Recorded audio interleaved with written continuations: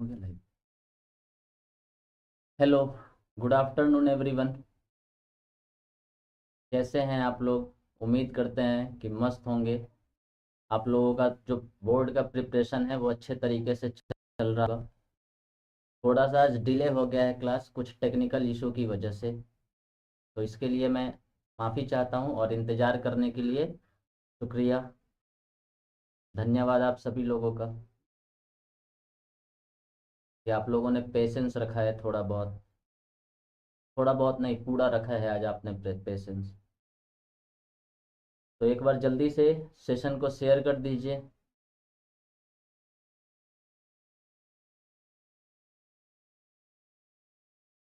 अपने friend circle में, group में एक बार सेशन को शेयर कर दीजिए। जो भी लोग 10th क्लास के बोर्ड का, जिनका एग्ज़ाम है और वो मैथमेटिक्स में अभी तक उनका कुछ भी प्रिपेयर्ड नहीं है सही तरीके से, तो हमने रिस्पॉन्सिबिलिटी ली है इस बात की कि एग्ज़ाम से पहले हर चीज़ अच्छे तरीके से प्रिपेयर करा दिया जाएगा, चाहे वो कॉन्सेप्ट हो चाहे वो क्वेश्चन हो। तो एक बार जल्दी से सेशन को शेयर कर दीजिए।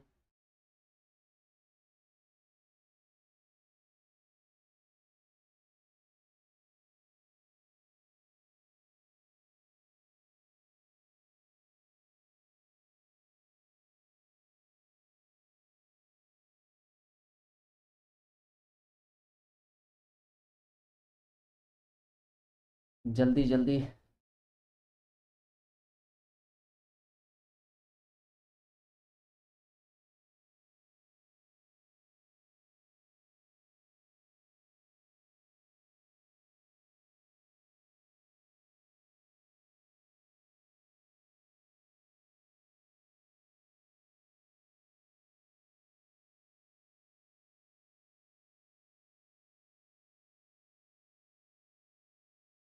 Okay, done.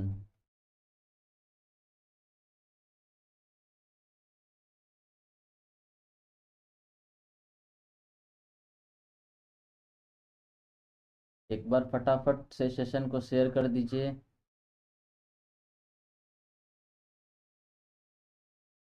कल जहाँ तक हमने पढ़ लिया था उसके आगे आज हम लोग बढ़ेंगे।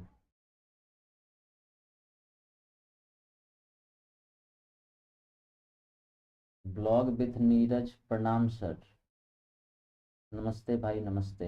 एक बार जल्दी से सेशन को शेयर कर दीजिए ताकि जिन लोगों का भी बोर्ड का एग्ज़ाम है, अगर उनको यहाँ से कुछ फ़ायदा मिल रहा है तो उसमें आप अपना कंट्रीब्यूशन आप भी दे सकते हैं इस सेशन को शेयर करके। आपको लगता है कि ये जो कंटेंट है उन लोगों के लिए बेनिफिशियल हो सकता है, तो एक बार सेशन को जल्दी से शेयर कर दीजिए अपने ग्रुप्स में। जिनका भी बोर्ड का एग्ज़ाम है वो सेशन को जल्दी से ज्वाइन करेंगे।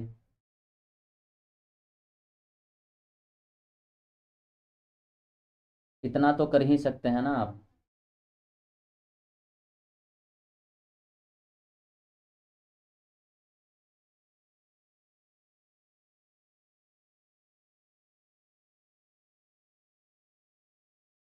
चलिए सेशन को शुरू करते हैं, बाकी लोग लाइव जो है वो धीरे धीरे आते रहेंगे।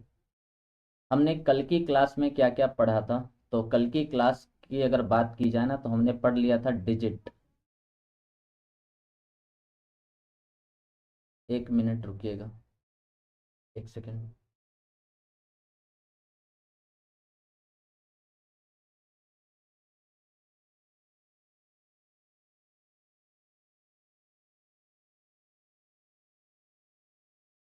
डिजिट हमने पढ़ लिया था। उसके बाद हमने क्या पढ़ लिया था? नंबर्स के बारे में समझ लिया था कि नंबर्स क्या होता है।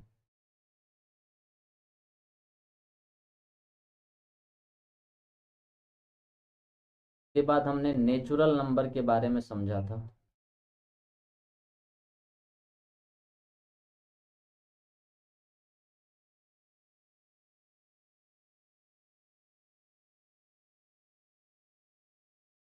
उसके बाद हम लोगों ने समझा था होल नंबर।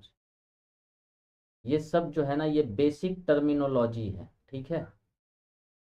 ये बेसिक है, ये आपको पता होना चाहिए, ठीक है। एग्जाम में पूछ लिया जाता है और ये पूछा जा चुका है कि सबसे छोटी प्राकृत संख्या निम्नलिखित में से कौन सी है।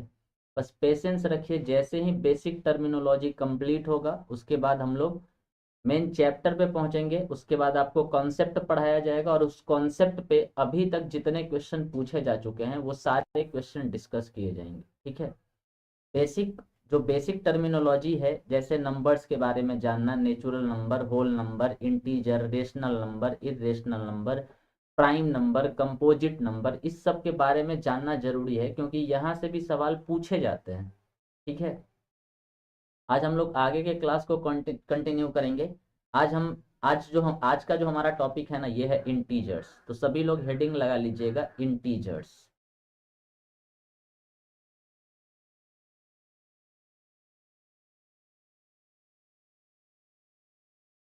सभी लोग हेडिंग लगा लीजिएगा, इंटीजर्स।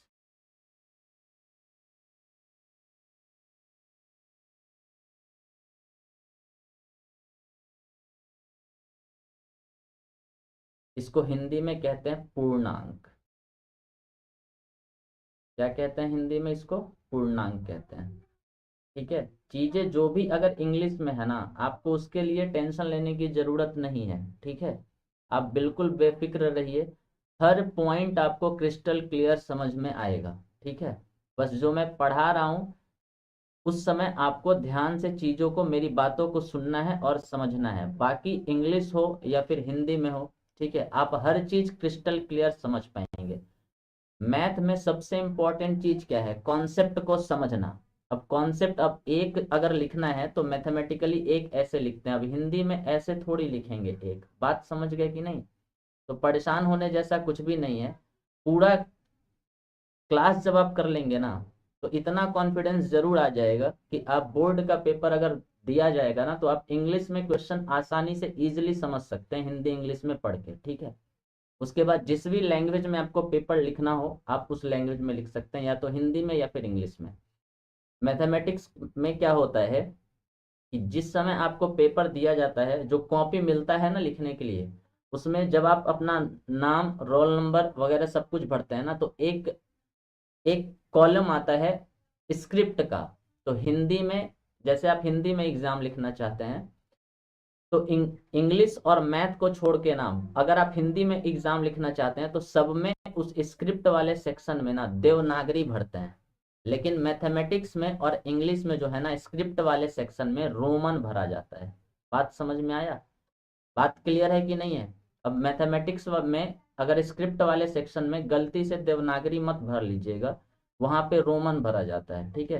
क्योंकि इंग्लिश अल्फाबेट जो होते हैं वो बेसिकली क्या है, उसको रोमन कैटेगरी में रखा गया है। ठीक है। बात समझ गए? अब ध्यान से समझते हैं हम लोग इंटीजर्स के बारे में कि इंटीजर्स क्या होता है। हर एक पॉइंट को डिस्कस करेंगे यहां से हम लोग। इंटीजर्स क्या होता है? इंटीजर्स को समझने से पहले ना दो तीन पॉइंट समझना इंपॉर्टेंट है। एक है पॉजिटिव नंबर। क्या है? Positive number.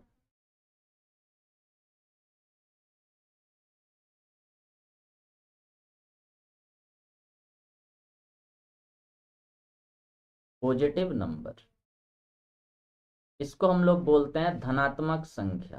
क्या बोलते हैं? पॉजिटिव नंबर को बोला जाता है धनात्मक संख्या। धनात्मक संख्या। ठीक है। अब ये धनात्मक संख्या क्या होता है, ध्यान से समझिए। कोई भी नंबर, ठीक है, हम किसी भी नंबर की बात कर रहे हैं, अगर उसके पहले कोई भी साइन नहीं लगा हुआ है, जैसे 1, 2, 3, 4, 5 और इस तरीके से आगे की तरफ जाएगा और ये अनंत तक गया है। ठीक है। अगर आप इस चीज को देखेंगे ना तो कोई भी नंबर अगर उसके पहले किसी तरीके का कोई साइन यूज नहीं किया गया है तो उसको हम लोग प्लस का साइन समझते हैं कि उस नंबर के पहले कैसा साइन होगा, प्लस का साइन होगा। अदरवाइज प्लस लगा रहे तब तो सीधी सीधी बात है, पॉजिटिव का मतलब होता है धनात्मक, सीधी सी बात है कि प्लस होना चाहिए। ठीक है। और अगर किसी नंबर के पहले किसी तरीके का कोई साइन यूज नहीं किया गया है, दो तरीके के साइन यूज होंगे, या तो प्लस होगा या फिर माइनस होगा। ठीक है। अगर कोई साइन यूज नहीं किया गया है तो आपको समझ जाना है कि वो नंबर कैसा नंबर है, पॉजिटिव नंबर। ठीक है। दूसरा होता है निगेटिव नंबर। Negative number.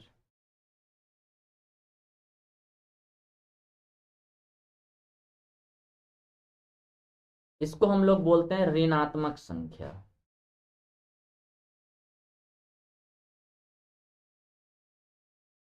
ऋणात्मक संख्या,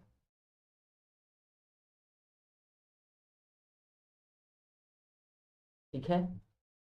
कोई भी संख्या जिसके पहले माइनस का साइन लगा हो उसको हम लोग बोलते हैं निगेटिव नंबर, ऋणात्मक संख्या कहते हैं। संख्या की बात मैं कर रहा हूं।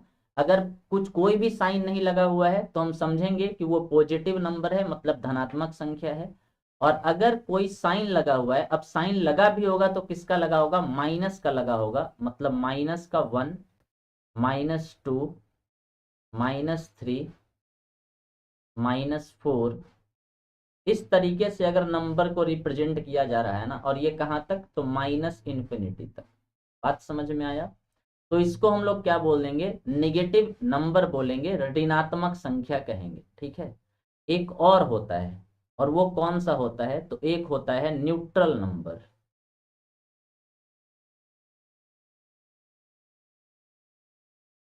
न्यूट्रल नंबर,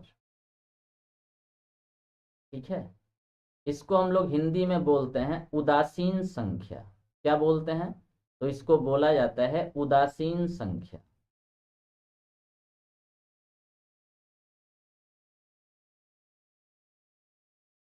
उदासीन संख्या बोला जाता है।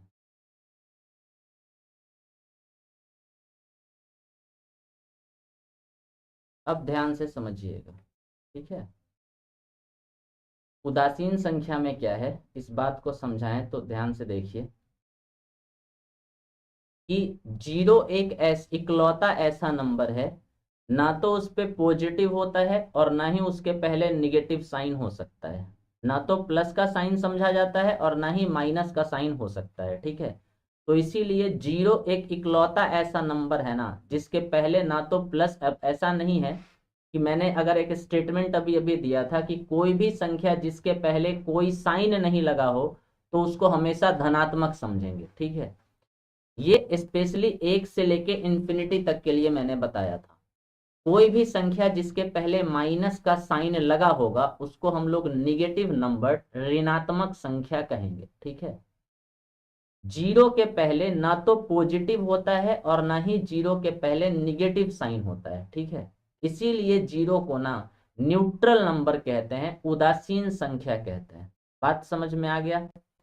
यहां तक चीजें आपको क्रिस्टल क्लियर समझ में आई होंगी, ऐसा हम उम्मीद करते हैं, क्योंकि हर पॉइंट मैंने सही तरीके से डिफाइन करके आपको समझाने की कोशिश की है और आप समझ भी गए होंगे, ठीक है।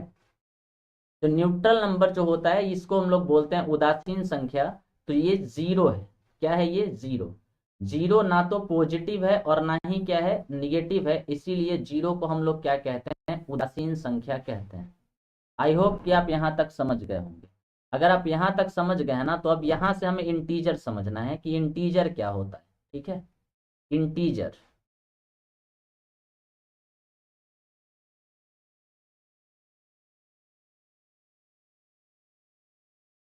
collection of positive number, negative number and neutral number is called integers। मतलब धनात्मक संख्या, ऋणात्मक संख्या और जीरो, साथ में कौन? जीरो के समूह को क्या कहा जाता है? पूर्णांक कहते हैं, इंटीजर्स कहते हैं। बात समझ में आया? मैंने क्या बोला? धनात्मक संख्या, ऋणात्मक संख्या तथा जीरो के समूह को क्या कहते हैं? पूर्णांक कहते हैं। तो आप एक बात बताइए, धनात्मक संख्या का क्या मतलब है? तो आप बोलेंगे कि धनात्मक संख्या 1, 2, एक मिनट, एक धनात्मक संख्या की अगर बात करें तो 1, 2, 3, 4, और इसी तरीके से कहाँ जाएगा? तो पॉजिटिव डायरेक्शन में कहाँ तक जाएगा? ये इन्फिनिटी तक जाएगा, ठीक है। ये हो गया धनात्मक संख्या। उसके बाद उदासीन संख्या, उदासीन संख्या का मतलब जीरो, ठीक है। उसके बाद मैंने क्या बोला? ऋणात्मक संख्या। अब ऋणात्मक संख्या देखिए, -1, -2, -3, -4, इसी तरीके से ये आएगा कहाँ तक, तो आप बोलेंगे ये इसी तरीके से माइनस में इंफिनिटी तक चलेगा। क्लियर है बात? बात समझ गए? तो इसी सिस्टम को हम लोग क्या बोलते हैं, पूर्णांक कहते हैं, पूर्णांक संख्या कहते हैं। बात समझ में आया? पूर्णांक इंटीजर कहते हैं।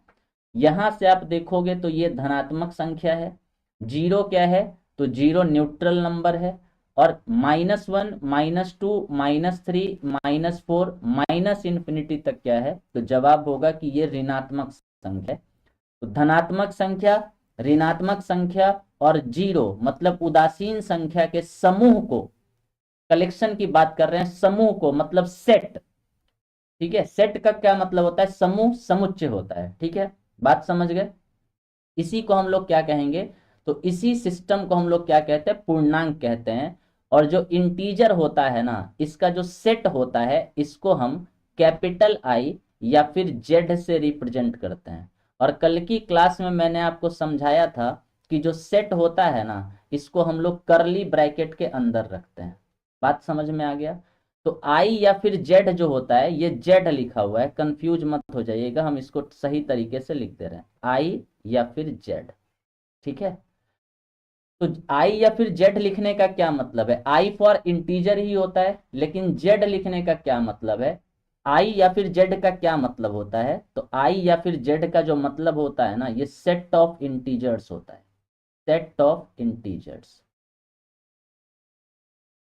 सेट ऑफ इंटीजर्स होता है, मतलब पूर्णांक, पूर्णांक का समुच्चय या फिर पूर्णांक का समूह। क्लियर है बात? सेट ऑफ इंटीजर्स होता है। क्लियर है? अब आप सोच रहे होंगे कि आई का मतलब तो एक बार के लिए समझ में आया कि आई स्टैंड फॉर इंटीजर, मतलब आई से इंटीजर बोल सकते हैं। इस जेड का क्या मतलब है, तो जेड जो है ना, ये जर्मन वर्ड के जहलन से लिया गया है। ठीक है, कौन सा वर्ड, जेड जो है ना, Z comes from, Z comes from, Z comes from German word, German word जहलन, ये ई लिखा हुआ है, जहलन, which means, which means to count, count. ठीक है, तो जेड जो है ना, ये एक जर्मन वर्ड जहलन से लिया गया है, जिसका मतलब क्या होता है, टू काउंट, मतलब गिनने से है। बात समझ में आया? इसीलिए इंटीजर के सेट को ना आई या फिर जेड से रिप्रेजेंट करते हैं। कभी कभी एग्जाम में जेड दे दे तो कंफ्यूज मत हो जाइएगा, जेड का मतलब आप समझ जाइएगा कि वो सेट ऑफ इंटीजर्स के बारे में लिखा गया है, मतलब इंटीजर्स को जेड से रिप्रेजेंट किया गया है। क्लियर है बात? उम्मीद करते हैं कि आप यहां तक चीजों को समझ गए होंगे। अब ध्यान से समझना है, एक पॉइंट क्या है यहाँ पे जो समझने लायक है।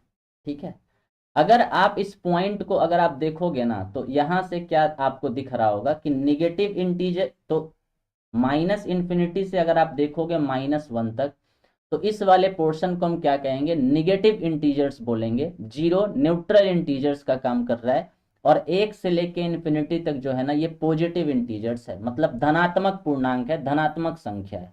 बात समझ गए कि नहीं समझ गए?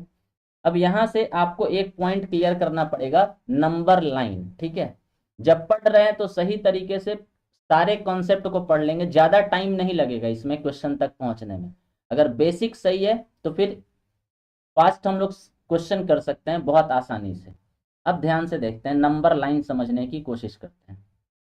ये सब कुछ आपको ये सब कुछ आपको पीडीएफ फॉर्म में मिल जाएगा। ठीक है, ये सब कुछ बनाया हुआ है, बस समझाने के लिए थोड़ा सा यहाँ पे नहीं लिख रहे होते हैं। ठीक है, इंटीजर्स की अगर बात करें ना, ये सब मैंने आपको समझा दिया है अभी। ठीक है, इंटीजर्स क्या होता है, तो पॉजिटिव नंबर, न्यूट्रल नंबर और निगेटिव नंबर का क्या होता है, कलेक्शन होता है, समूह होता है।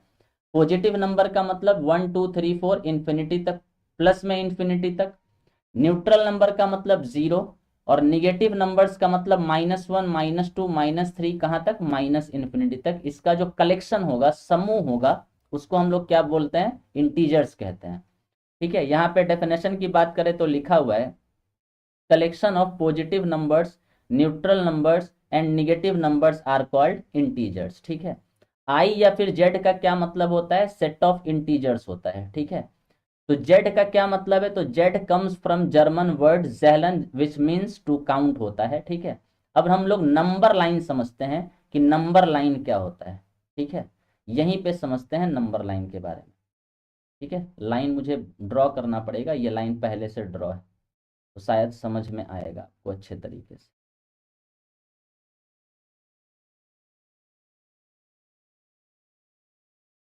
एक मिनट, दूसरा ही स्लाइड ले लेते हैं।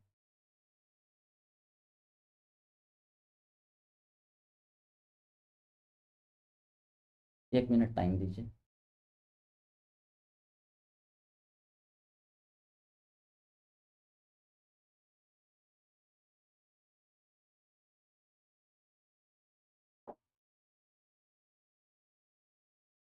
चलिए, अब बहुत ध्यान से समझिएगा, हेडिंग लगा लीजिएगा नंबर लाइन।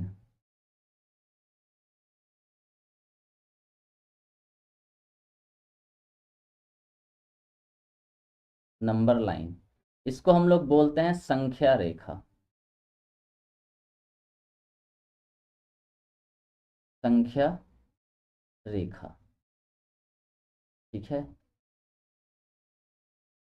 हेमा रेखा वाला रेखा नहीं, संख्या रेखा इसको बोलते हैं। ठीक है, अब ध्यान से देखिए, यहाँ पे ना बीच में एकदम, ठीक है, बीच में हम लोग न्यूट्रल नंबर मतलब जीरो को रखते हैं। ठीक है, जीरो से राइट में सब लोग अपना राइट देखिएगा। ठीक है ना, जीरो से राइट में जो है ना ये पॉजिटिव नंबर रखा जाता है, मतलब 1 2 3 इस तरीके से रखा जाता है। कहाँ तक, तो ये अनंत तक होती है। मान लेते हैं कि ये पॉइंट जो है ना ये इन्फिनिटी है, पॉजिटिव डायरेक्शन में है ये। पॉजिटिव डायरेक्शन हमेशा जहां भी जीरो को आप रखेंगे, जीरो से राइट में हमेशा फिक्स हो जाएगा कि कौन रहेगा जीरो से राइट में, न्यूट्रल नंबर। जीरो क्या है, न्यूट्रल नंबर है। तो न्यूट्रल नंबर से राइट में हमेशा कौन रहेगा, तो धनात्मक संख्याएं रहेंगी, धनात्मक पूर्णांक रहेगा। जबकि जीरो से लेफ्ट में जो है ना ये ऋणात्मक संख्या रहेगी। ठीक है, तो जीरो से लेफ्ट में कौन रहेगा, तो आपका जवाब होगा -1 -2 -3। इस तरीके से कहाँ तक जाएगा ये, तो ये निगेटिव डायरेक्शन में -इन्फिनिटी तक जाएगा। बात समझ गए। अब ध्यान से, कुछ पॉइंट है इसको ध्यान से समझिएगा।